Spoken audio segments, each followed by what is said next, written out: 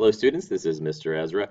Just wanted to talk to you today about um, solving quadratic equations algebraically and what method is the best method. So we have been for several days, maybe a week or two, been working on lots of different ways to solve quadratic equations. And the truth is that some methods only work sometimes, and some methods work almost all the time, and some methods work best under certain circumstances, and students get really confused. They're just not sure when should they use which method. Well, if on a test, let's say a teacher were to say, use the quadratic formula to solve this problem, you should use the quadratic formula. But if it doesn't say that, then you have some freedom to make some choices. And I've got a lot of practice problems today that I want to work through with you. And since there are so many practice problems, I got a jump start on working them out. So if you ever want to pause the video and kind of catch up with what I've already written down, I'm just going to kind of work through these as quickly as possible. There's nothing new on here. I'm not going to reteach how to factor, how to use the quadratic formula, how to complete the square. Those are in previous videos, but through some examples and some discussion on when to use what, we will do some more examples of those different strategies. So the first thing that we want to talk about is when do you factor? When do you know to factor? Well, the truth is you want to factor when the quadratic is factorable.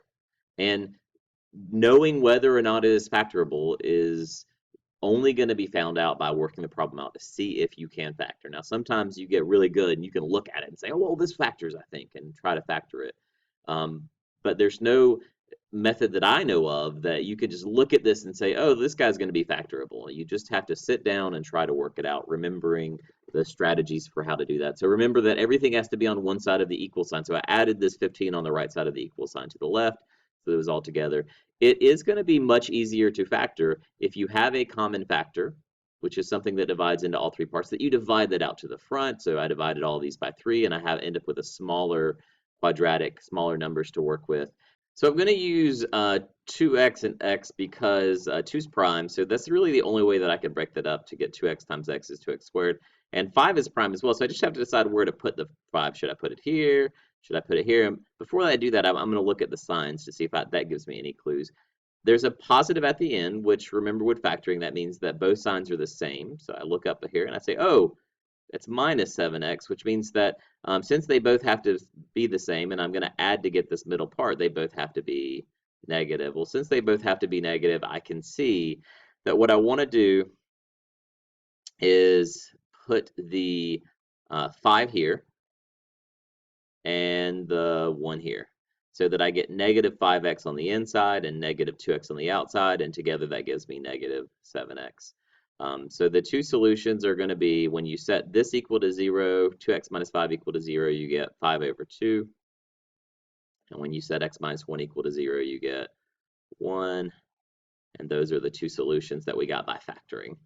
In the second example, under the factorable, this may not look factorable to you, but when you start working it out, it actually is. I tried 2x here and 2x here because they multiply to give me 4x squared, but no combination of factors of 15 would work, so then I put 4x and x as my next. And there is a video on how to do this. There's a good method on how to do this, so go back and check that out if you're not quite remembering how to do it. But I've tried this out, and I know that 5 goes here and 3 goes here, so I just need to decide on the signs. I see there's a minus at the end, so I know that the signs have to be different. Well, since they're going to be different, I want the bigger of the two products, the outside is going to be larger to be positive. So I'm going to put the plus here and then the minus here. Let's see if that works. That's going to be positive 12, or 4x times 3, positive 12x, minus 5x, which is 7x, and that works out. So the two solutions are going to be 5 over 4 when you set that equal to 0, and negative 3 when you set x plus 3 equal to 0. Get our two solutions. Does it matter what order you put the two solutions in? Remember, it does not matter what order you put the two solutions in. All right, in the last example under the factorable umbrella here, we've got 2x squared minus 3x minus 9 once you subtract that 9 to the left to get everything on the left and 0 on the right. I went ahead and factored this. 2x times x is 2x squared. 3 times 3 is what I think will work here, and that gives you 9. Since there's a minus at the end, The signs are going to be opposites. So I want the bigger product to be negative since the middle is negative. So this is going to be my minus and this is going to be my plus. So 3 times 2 is 6, so negative 6x plus 3x is negative 3x. My two solutions are going to be, when you set 2x plus 3 equal to 0, you get negative 3 over 2. And x minus 3 equals 0 gives you 3. So when it is factorable, you can factor. Okay. Now, the truth is, and some students prefer this once they get used to the quadratic formula, is the quadratic formula always works. If you have a quadratic, you can use this formula and it will give you the answer if you can work through all the steps correctly and make sure that you don't make any mistakes and that you plug things in the right place and you plug in your calculator in the right place and you reduce it as far as you can reduce it. It's great. It works really well. But it just sometimes takes a little bit of time to do all those things well. But it is something that always works. So when you have a quadratic and the question is, can you use the quadratic formula? The answer is yes. Is it always the fastest and easiest method? No. But you could use it. Completing the square well, you can complete the square in other instances, but we are only going to complete the square when the leading coefficient is 1. So for example, this first example here, my a is 1. So it's invisible. You can't really see it, but it's there. There's a 1 there. So I can complete the square here pretty easily. And what's also going to make it easy to complete the square is if your b is an even number. And b here is an even number. It's a 6. So when that's the case, we can complete the square. You might have to go back and review how to do that. Remember, we set it up by organizing the x parts on the left and the constant onto the other side. And then we are going to say, well, we need to fix this. So what we want in here in this space is b divided by 2 squared. So 3 divided by 2 is, 6 divided by 2 is 3, and 3 squared is 9. That's what we want right here. B over 2 squared. And I also have to add it on the right side as well so that I'm completing the square appropriately and getting the right answer. That allows me to change this to be x, and then you're going to do the b over 2. So positive 6 divided by 2 is positive 3. So what kind of happens is you divide b by 2 to get this number and then square this number to get 9. And that's what works. Negative 3 plus 9 is 6, and I forgot this is going to be squared always. And you remember what's happening here is we're forcing this to become a perfect binomial square. It allows us to just take the square root of both sides. So when we take the square root of the left, we get x plus 3, and on the right we get positive or negative square root of 6, always positive or negative.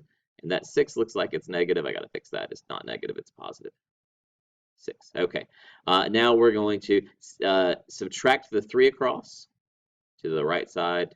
It's a negative 3 plus or minus square root of 6. 6 is not a perfect square. No perfect square goes into it, so that is completing the square done. I cannot complete the square of the second example because my leading coefficient is not 1. And since it's not 1, it'll be really difficult to complete the square. It's possible, but it's a big pain. You don't want to have to deal with that. So it's going to be easier and better to just use the quadratic formula here. Now, this may or may not be factorable, but if you don't know that it's factorable or you can't factor it, then you want to use the quadratic formula. Here, once I add 49 to the left side, I get 4 for my A, 28 for my B, 49 for my C. I plug all those things into the right places. Now, something kind of interesting happened here that I wasn't expecting when I started working this problem out at the beginning, because all these numbers were huge, and I was like, I don't want to factor that. I'm just going to use the quadratic formula. Well, what happens when I find my discriminant is I get a discriminant of 0. What's the square root of 0? 0. So negative 28 plus or minus 0 is just negative 28. And all of this is over 2 times 4, which is 8. And if we reduce this fraction, what goes into both of these? 8 does not, but 4 does, right? 4 goes into 28 7 times. So this is going to reduce to just negative 7 over, and 8 divided by 4 is 2. You can always reduce fractions in your calculator if you have a graphing calculator by putting it in as division. So you can do like negative 28 divided by 8, and then hit the math button on your calculator and change it back to a fraction. And it'll reduce it to negative 7 over 2 for you. So this only has one root. It's kind of a special thing. It's got We're going to call this soon a double root, but it's only got one solution that works out when you use the quadratic formula because of the discriminant of 0. For the for the third example in this column, we might want to think about using the quadratic formula here at first because it starts with 2x squared, but you have this x squared on the right. And when you subtract that x squared to the left, it gets rid of it on the right. It becomes essentially like a 0 over here, right? And when you subtract 2x squared minus 1x squared, you're left with 1x squared. Well, now we have a leading coefficient of 1, and our b is even. So completing the square might be a pretty good choice here. Okay, so what goes into, sorry about that, what goes into the space that we left here after organizing it by subtracting 9 to the other side? Well, 2 divided by 2 squared, right? B over 2 squared. Well, 2 divided by 2 is 1, 1 squared is 1. So we're going to add 1 here, and we're also going to add 1 here. All right. That allows us to change the left side when we're completing the square to be x plus 1 squared. By writing it this way, it gives us permission algebraically to write it as this perfect square binomial. Half of 2 is 1, 1 squared is 1, it works. And on the right side, we're going to have negative 8. All right, I'm going to run out of space down here, so I'm just going to draw an arrow over here and give myself some more room. All right, so I'm going to take the square root of both sides, which is going to give me x plus 1 on the left, and the square positive or negative square root of negative 8 on the right. Okay, let's go ahead and I'm going to subtract over the 1, and I'll have plus or minus root negative 8. Now, the root of negative 8 has some things going on. It's got a negative 1. And 8 is divisible by 4. It's 4 times 2, right? So what's going to come out of this here? Well, let's go ahead and just come down and write what we know. We know that x is negative 1 plus or minus. And then this square root of negative 1 and square root of 4 are going to come out of from under this radical here. So square root of 4 is 2. The negative 1 is always going to be an I, imaginary. And then the 2 is going to be left under the radical. I don't really get to change it, so it's going to stay at 2. The general order that we like is for when you have an imaginary part and an integer part and a radical part all in the same, we're going to put the number that's outside the radical first, then the I, then the root. It's not the only way to write it, it's just in general how we write it. And this is as simple as it is going to get. So we'll circle it and move on. So this is factorable. If you can factor it, do it. If you can't factor it or you don't know that it's factorable, either use the quadratic formula or completing the square. Now, the last two examples are when you are going to take square roots when there is no b value. Or when you have something in parentheses squared. So first, if you look on the left here, I've got 3x squared minus 7 equals 47. Well, there's no x. There's no bx. So you could let b be 0 and set it up and use the quadratic formula. It would still work here, but this might be easier to just use the square root method where we're going to add 7 to the right.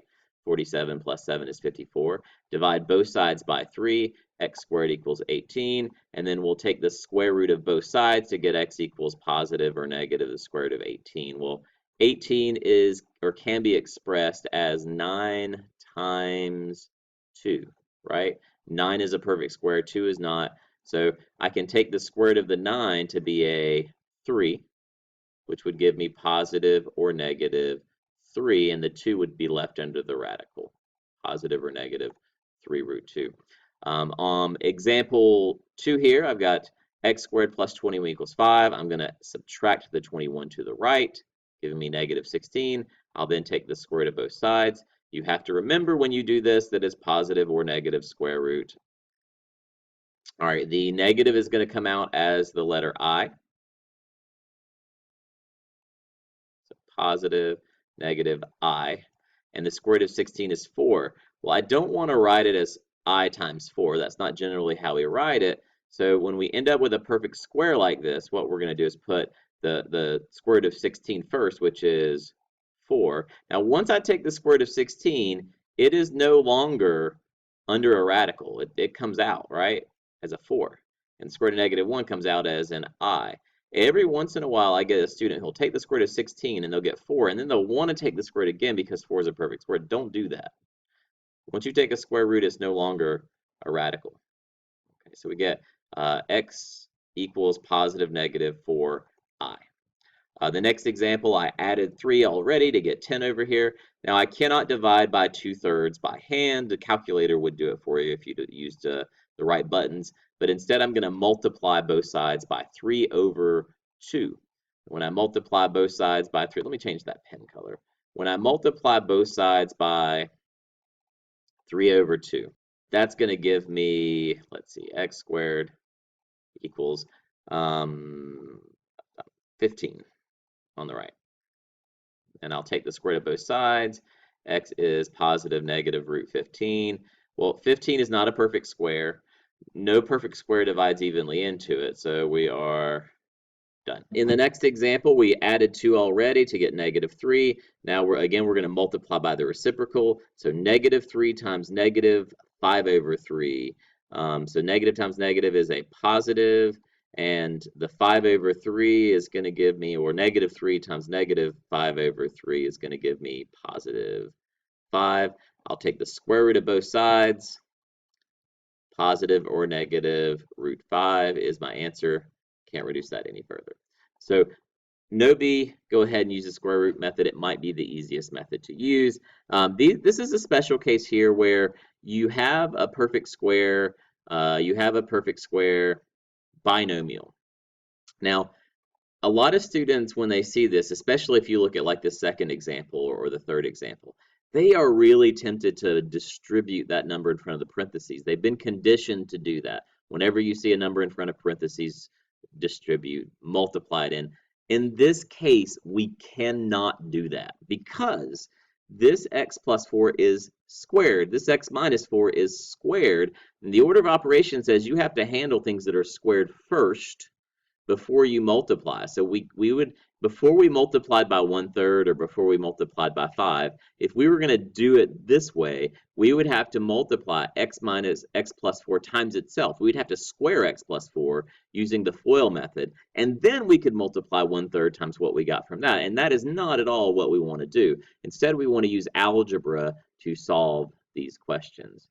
So you'll notice in the first example, there was a -8 at the end. I want to get the squared part, the whole thing, the squared part by itself.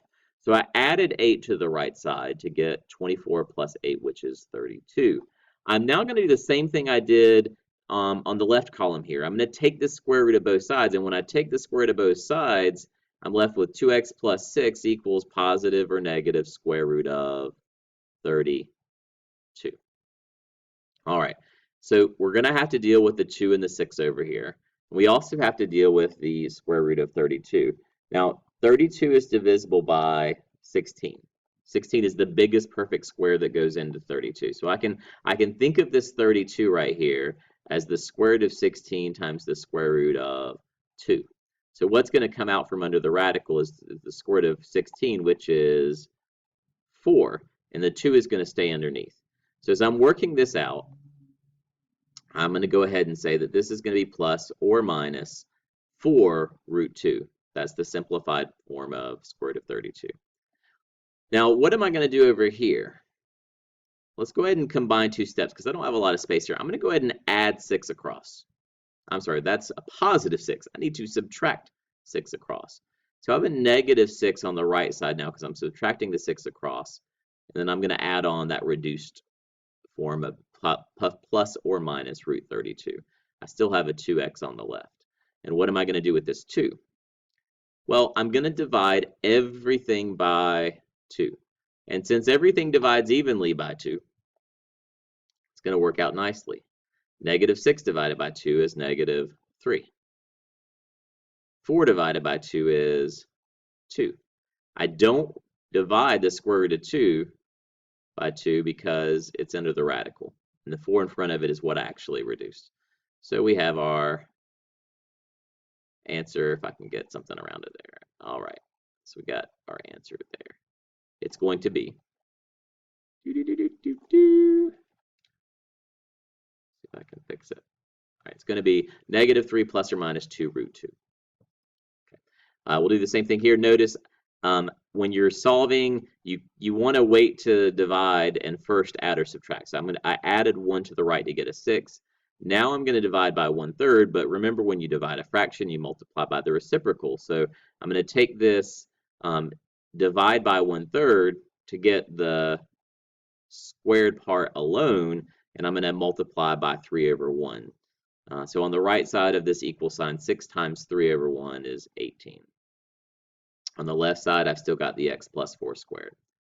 I then take the square root of both sides to get x plus 4 equals positive or negative root 18.